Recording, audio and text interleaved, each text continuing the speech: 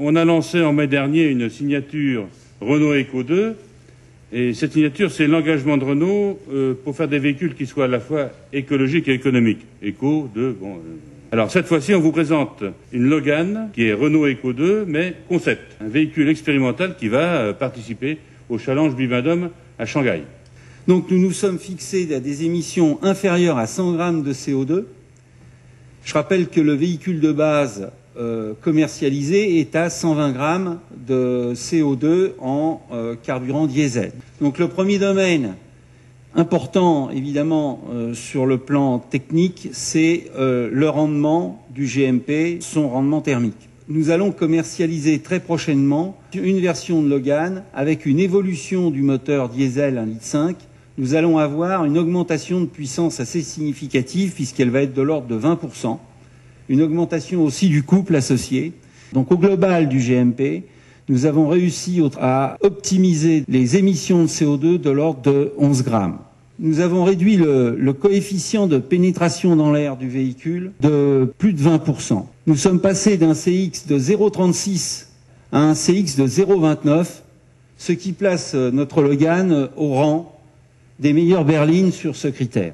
Nous avons optimisé le béquet arrière et surtout nous avons optimisé le béquet arrière au travers de l'adjonction d'une petite innovation, les générateurs de vortex qui sont les petits éléments que vous voyez sur le pavillon de la voiture à l'arrière.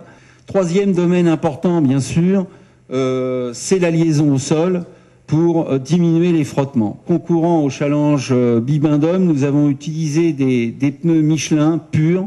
Nous avons également travaillé les roulements des trains arrière en matière de frottement. Nous avons travaillé les épures de train et nous avons donc optimisé les angles de pince, les angles de carrossage, de façon à se rapprocher à un optimum en matière de contact pneu-sol. Quatrième et dernier domaine sur lequel nous avons œuvré, il s'agit des consommateurs d'énergie. Un premier domaine a consisté à utiliser un alternateur piloté en chargeant la batterie à un niveau inférieur mais toujours satisfaisant pour la voiture.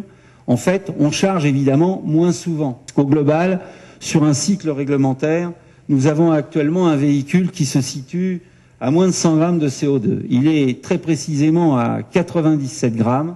Pour mettre l'accent sur une conduite qu'on va appeler soft, on a mis en œuvre dans ce véhicule qu'on appelle un GearShift Indicator. En fait, c'est un petit calculateur qui permet d'alerter le conducteur du moment optimal auquel il doit changer de rapport pour être à un optimum en matière de consommation et donc d'émissions de CO2.